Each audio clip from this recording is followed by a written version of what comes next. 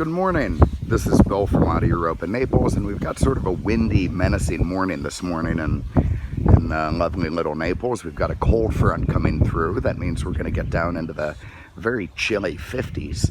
I know you're having a laugh up there in Buffalo, but it's a very welcome change from the sweltering winter we've had. Very unpleasant for a guy who likes cold weather, and it's been horrifically in like the 80s for the last month or so. Which again, I suppose that sounds pretty good if you're shoveling snow in Buffalo, but down here, you want a little break from the heat of summer. Anyway, nobody cares about that except those directly involved, so I will get onto this. This is a 2005 Cadillac Xlr Roadster, and God bless Cadillac for building it. You know, after their experience with Alante back in the 80s, 87 to be exact, you would think that they would be very gun-shy when it comes to building a very high-end, Mercedes SL competitive roadster, but they went ahead with it. They built, God, I hope the wind isn't ruining the audio here, but anyway, we'll keep going. They built the Evoque concept car, and this thing came out as a result, and it, retained much of what made that concept car kind of a smashing success. It was designed to look a bit like a stealth fighter. It has the same, angular, what is that on the hood? Some sort of flying insect. Anyway, it has the same sort of angular lines, very flat panels. It's a composite body. It's based on a Corvette chassis, but don't tell that to the Cadillac engineers. They'll get offended. And it just is a very good-looking angular car, of which there's really not much else out there that looks like it other than the Cadillac lineup. You can see the very sort of muted, cool Cadillac grille there with the wreaths and crests, and down low, those two plastic panels in the lower grille are part of the radar cruise control, which was introduced on this model. Very nice big square fog lamps. Lovely 7-star polished alloys, and all in all, just a great looking piece. And this one, quite unlike the Alante, didn't fly to Italy and back, although it really wasn't any more affordable. It cost about the same in inflation adjusted dollars as the Alante did back then. But they sold a few of them, and people loved them, and, frankly, they are definitely going to be a collectible car. Rear-wheel drive, which was the failing of the Alante, was a front driver. Nobody liked it. V8 power, leather, limited production. This is the kind of thing that's going to be rolling across Barrett-Jackson in 20 years, and as well it should. It's got the right look and appeal for it. We're going to start inside the trunk, so I can open that with this guy here. Just press the little button on our Bulgari designed key fobs. And you can see that the hard roof has been folded, which gives you, sort of limited cargo room. I got my bag of crap in there. But, you could throw a week's, well, maybe not a week's groceries, but, a night's, maybe two. But you do have a little bit of cargo room. There's a one-owner car that's been very well kept. It still has the original net. Got both keys, but anyway, when this top is up, you reclaim this entire area, and it becomes an absolutely enormous luggage space. So, you can't really have your cake and eat it too, top down with the Costco visit. But if you need to bring home that big roll of paper towels, put the top up, and it won't be a problem. All right. Over here, we can see very nice, clear lenses. Now, it does have a bit of yellowing on the XLR parking lamp up top, the high beam, which is famous. They all kind of do it. This one is better than most, though, when it comes to the clarity and perfection of the light covers. Now, this is a good angle to see the heads-up display inside the dash. Even with the glare, I think you can see it. Corvette style. This has a digital heads-up display that reflects in the windshield, gives you driver information, your, miles per hour, any warning lamps, that sort of thing. It may even tell you better get to a gas station.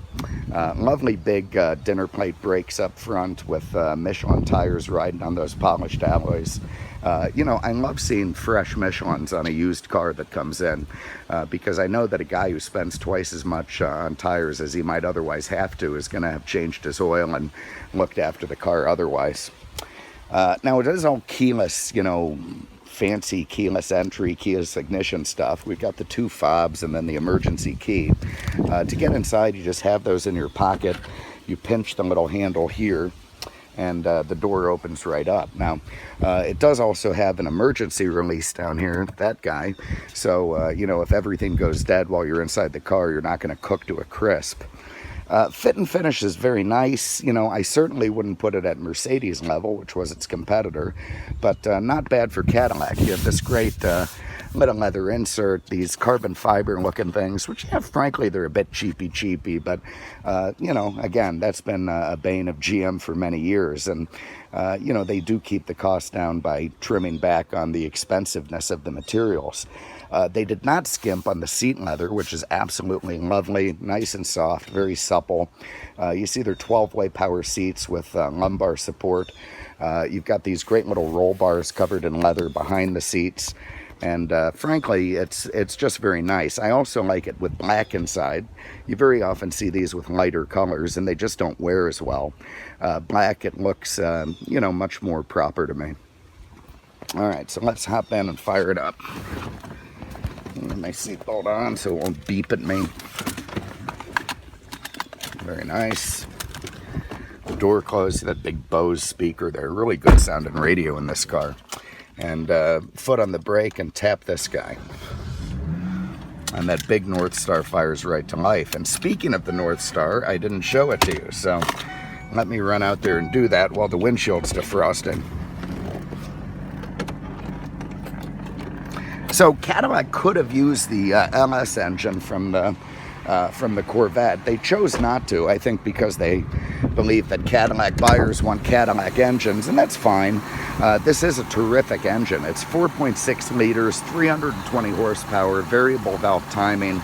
That goes through a bulletproof 5-speed automatic transmission. You know, mint under the hood of this car. It's been very well kept, very well maintained at the dealer, and everything nice and proper. Very advanced motor, lots of pep, lots of torque, and really fun to hammer. Yeah, I might have liked it LS, but then you might as well just buy a Corvette, I guess. I like these big chunky square mirrors. I think they look pretty cool.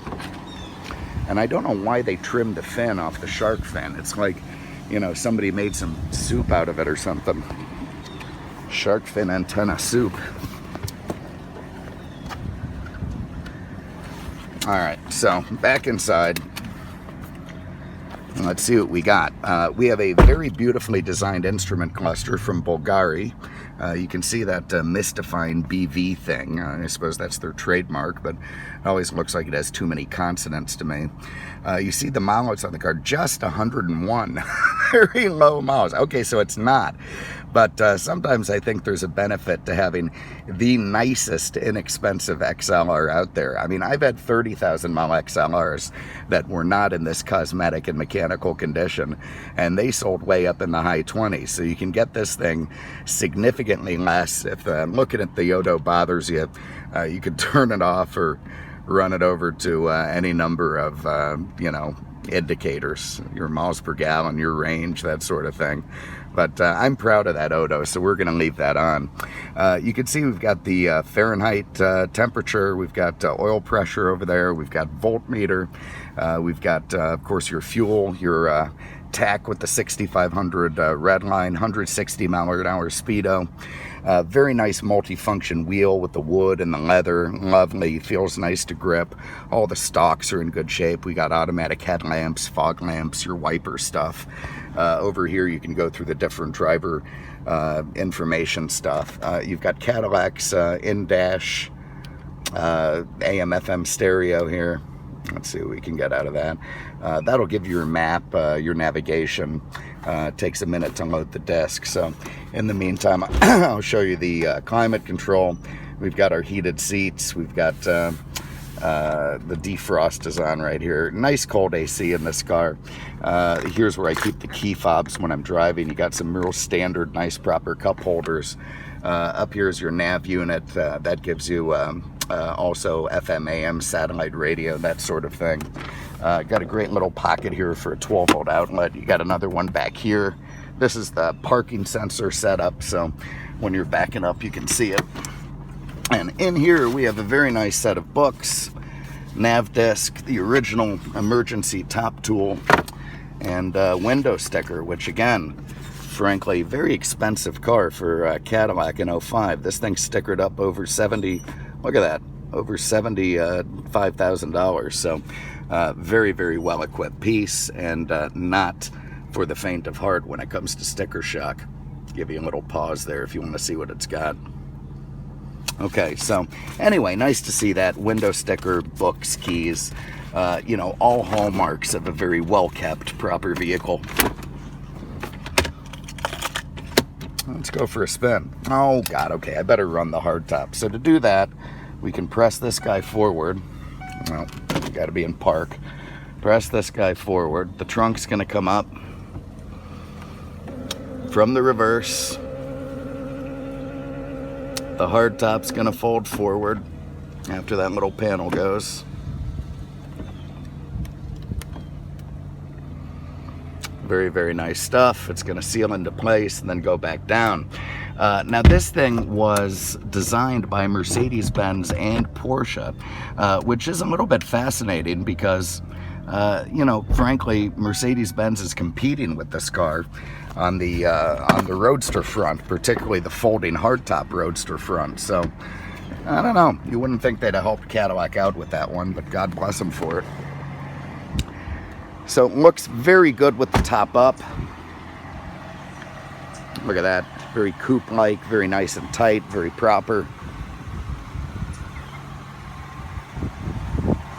And a very lovely angular low roof line.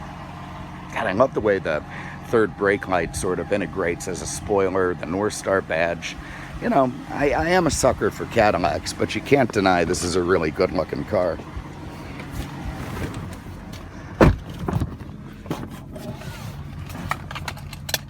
All right, let's go top back down, then we'll go for a spin. There's just something about having the top down on a nice chilly Florida morning. It's not that chilly. Anyway, you see it goes back in reverse. Very, very nice.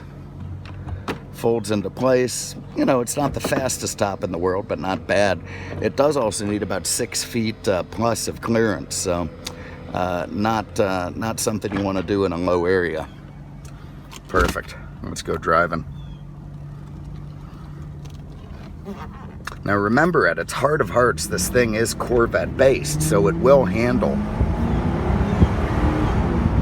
It also has that fantastic Northstar torque, which is very, very smooth, nice pulling engine.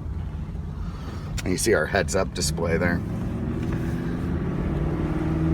They've also done a nice job, probably unintentionally, of cutting down wind noise. But it just feels good to drive. So here's a little hammer.